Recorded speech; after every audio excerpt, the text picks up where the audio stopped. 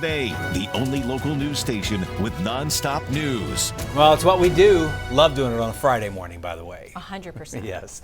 Nonstop news starts right now. We are the only TV station on right now that's going to take you all the way up to the top of the hour without one single commercial. We have you covered this morning, including a look at traffic with Joy and, of course, a look at your weather with Siobhain. Good morning, Siobhain. Good morning, everyone. It is Friday. Aren't we all happy about that? We're doing the happy dance around here. Yes, we are. Oh. It's going to be a pretty good day. A little bit on the steamy side. Definitely summer temperatures. We're going to see triple digits again today, and we're also going to have to deal with that heat index.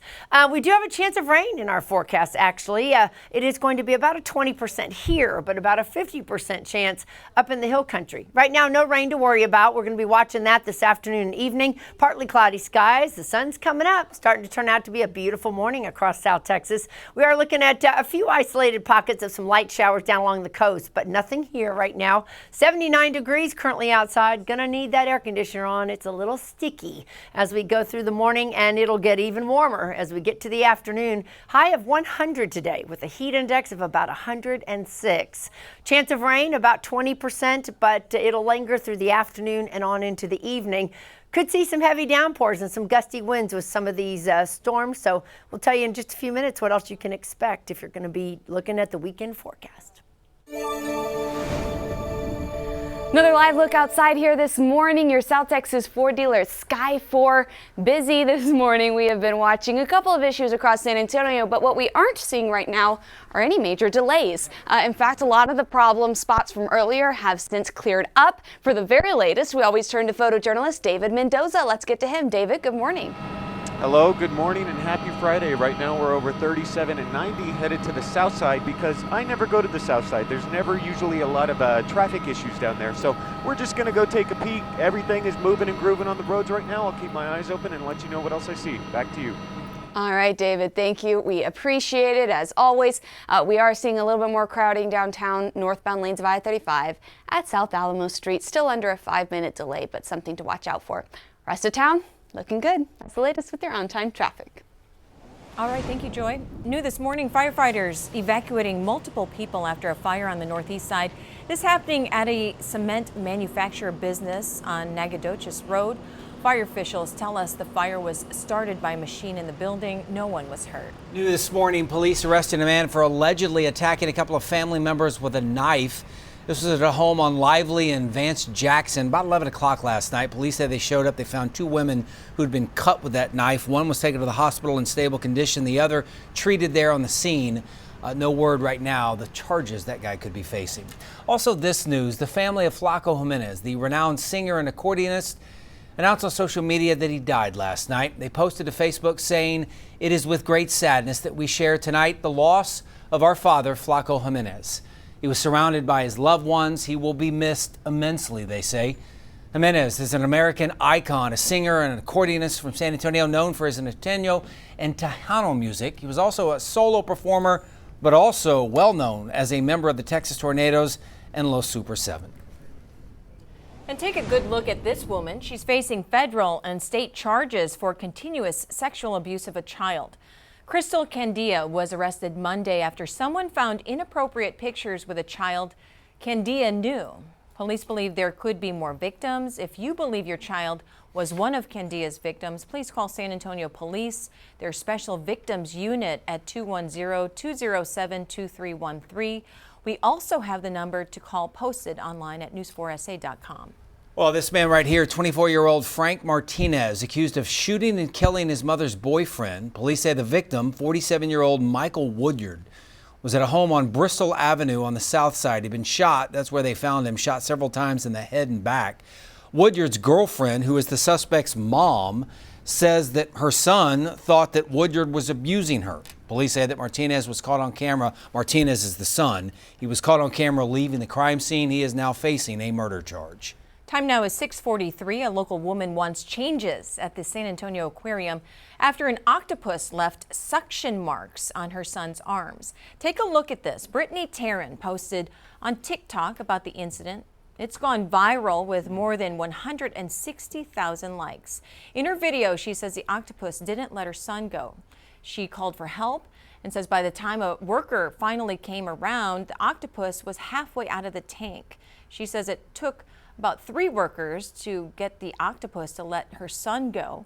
One person commented saying, "I think it's actually crazy you're allowed to touch it or put arms in the tank.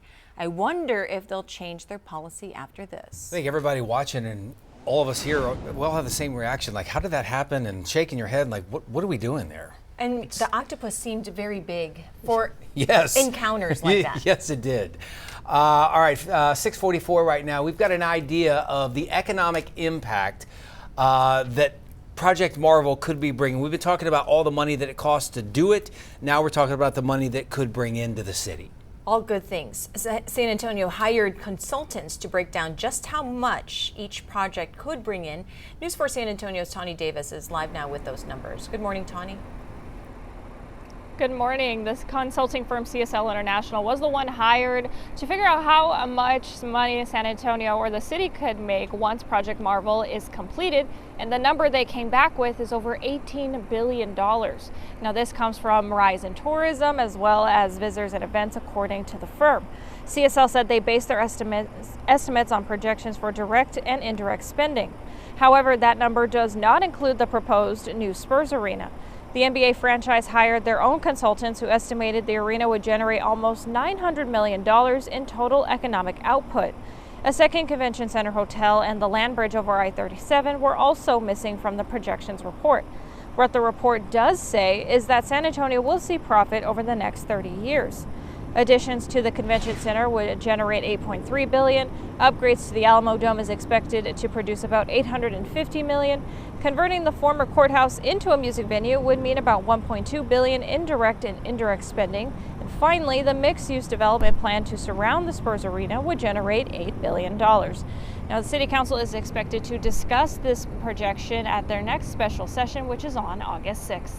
Reporting live, I'm Tawny Davis. Back to you. All right, Tawny, thank you. Switching gears here, council members from several cities in the Hill Country spoke yesterday at the 4th of July flood hearing. Ray Howard, who is from Ingram, says he watched a boy get swept away by the floodwater, and that boy was screaming for help. That is just awful. Howard says he couldn't do anything because he suffers from a medical condition, but now he wants to do something. So he is fighting for a weather warning system to be installed there in the city of Ingram. I saw this kid disappear. I couldn't do anything. What I am doing for the city of Ingram, I took it on my personal fight, is I am getting this system, this alarm system, this siren system.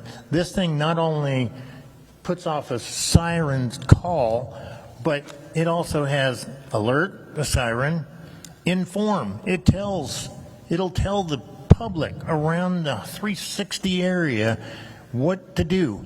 If it's a tornado, stay inside. If it's flood, head to high ground. I'm fighting for this. I'm fighting for this for that little kid that I couldn't help.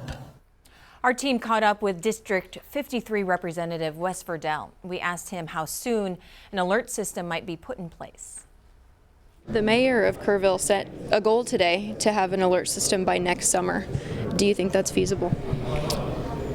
I think right now there's motivation to find a way to make that feasible. So I do think that is a reality. Representative Verdell says the next step for pushing legislation forward is committee meetings in the House and Senate. He says the House will start debating on bills next week. We also heard from San Antonio Fire Chief Valerie Frausto, who expressed her condolences for the folks there in the Hill Country. She also talked about the flooding we had here in San Antonio back in June, where 13 people died. Most of that happening near 410 and Parambital. There was a smaller flooding event, obviously, compared to what happened in the Hill Country. But the chief says it was still unexpected as 6 inches of rain fell that night in a very short period of time. Due to the extreme nature of the event, the fire department's arrival, I wonder if, it would have made any bit of difference had we gotten there faster, because this all happened in a matter of seconds. And that highlights the speed and the extreme nature of these type of events. The chief also says that our city is one of the most flash flood prone areas in the entire country. And there are many resources for individuals and families affected by the Hill Country flooding, and we've done our best to share each and every one. But we understand it can be difficult to keep track of or attend each event. This weekend, though, Kirk County residents will be able to access a wide range of resources all under one roof. Ingram Elementary School will be set up as a multi-agency resource center today and tomorrow. Residents will be able to learn about assistance and recovery services. It runs from 8 a.m. to 7 p.m. both days. Please bring proof of residency if you plan on going to the event. Emma Allen at the live desk. As we take a live look at the White House this morning, we know President Trump is asking major pharmaceutical companies to lower U.S. prices. The president on Truth Social posting letters he sent to 17 drug makers, including Eli Lilly and Pfizer. He wants the companies to take steps within 60 days to slash drug prices for Medicaid patients, matching cost in other developed nations. Medicare, Medicaid, and commercial payers must also receive these prices on new drugs. Trump pledged to deploy every tool to protect Americans if drug makers don't comply. That is the latest from the live desk. All right, Emma, thank you. The new school year starts in less than 2 weeks now, at least for most kids here in San Antonio and Bexar County, and that means school supplies. And for many families, that is a challenge, but you can help make a difference for them. So there is still time to donate to our Drive Away for Education campaign. When you buy a raffle ticket, you will be entered for a chance to win a brand new car. More importantly, you are helping about 22,000 local students. Scan the QR code to buy a raffle ticket. You can also find a link on our website. That's the QR code. We've raised, was it 415? I believe we've raised about $400,000. Yes. That is an amazing and generous amount of money from you guys. So thank you so much for donating. But again, you have a chance to win one of those 5 vehicles there. Buy one ticket for $25, 3 for $50, or 10 for $100. We're wrapping it up on Sunday, and then we will announce the winner next Wednesday at 10 o'clock right here on News 4 San Antonio. With school just around the corner, Northeast ISD wants to help students get the supplies that they need. They're holding a back-to-school bash this Saturday at the Littleton Gym. This is the first time NEISD is doing this. Students will have the chance to pick up free school supplies, get free haircuts, immunizations, and shoes. This is all, though, while supplies last. The bash starts at 10 a.m. and goes until 1 p.m. It's also a back-to-school giveaway in just a few hours from now at the Claude W. Black Community Center. They're giving away hundreds of supplies filled in the backpacks. So they get these backpacks and they stuff everything you need to know in there. There's a hot dog luncheon as well. Students must show up to receive the supplies. The event, by the way, is open to the public and goes from 10 a.m. until 2. Now your certified most accurate four-zone weather with meteorologist Siobhain Anders. Good morning, everyone. Well, it is Friday, and we're starting to look at our weekend. It's finally here. We finally made it to the end of the work week. Outside right now, partly cloudy skies. It's turning out to be an actually beautiful morning. If you look at the downtown, see a few clouds in the skies, but for the most part, it is a little warm and muggy, though. We are having to put up with that again today. Going to see those triple digits across the area, and heat index expected around 106 in San Antonio this afternoon. So outdoor plans, just make sure you take that in consideration. Lots of water. Head to the shade if at all possible. You're going to need it. Outside right now, partly cloudy skies. We only see a few clouds in the skies, but it's warm. We're sitting at 79 degrees right now with some 80s out to the west, and it's going to be a warm day shaping up very quickly. We're going to begin to see that temperature going way up. By lunchtime, should be around the mid-90s already. So partly cloudy by this afternoon, and then as we go through the afternoon, we begin to see a chance for some showers and possible thunderstorms in the area. It's a 20% chance for San Antonio, but it is a 50% chance that we could see some of these storms with some gusty winds, heavy downpours, in the hill country. So a better chance as we go up through the hill country and up the I-35 corridor. So it'll mainly be this afternoon later and into this evening. We're going to keep that chance of rain going. It'll be hit or miss. Not everybody's going to see this activity, but the ones that do could see some very gusty winds and maybe slow moving storms. So we could see maybe an inch or maybe even an inch and a half in some areas as we get through the next couple of days. By midnight hour, we begin to see things tapering off a little bit as we get into your Saturday. Another chance for some isolated scattered showers and possible thunderstorms in the area. area. That will linger through the afternoon into tomorrow evening. Then the upper level disturbance will have pushed to the east, and we start clearing out as we get through your Sunday going into your Monday. So chances of rain, well, some of us will see maybe an inch and a half. Others may not see any rain at all. Just all depends, especially out to our western zone. Temperature is going to drop down a couple of degrees. We are going to see upper 90s, but then we get back up to close to 100. Still going to be very warm, humid, and sticky as we get through the weekend. So be careful with your outdoor activities. Might definitely need to be paying attention to that temperature. Right now, our forecast is calling for that 50% chance of some rain in the hill country, high of 96, 100 in the eastern zone, and here in San Antonio with heat index in the lower 100s. Tonight, those showers continue to linger across the area, and then as we get into your Saturday, Sunday forecast, better chance of rain possibly tomorrow, and then as we get into Sunday, rain chances start dropping off. Temperatures drop down a couple of degrees, but then we head right back up to pure sunshine and close to 100 degrees by the time we get to the middle of next week. So it's going to be a good one. Just make sure you take it easy if you're going to be outside.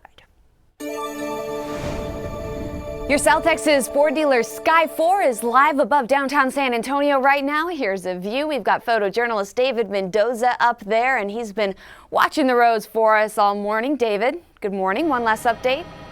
Good morning. Roads are looking good. It's getting busier out there, though, so expect some slight delays here and there. Here we are looking at 35 downtown. Drive safe, take care, and have an excellent Friday. Back to you.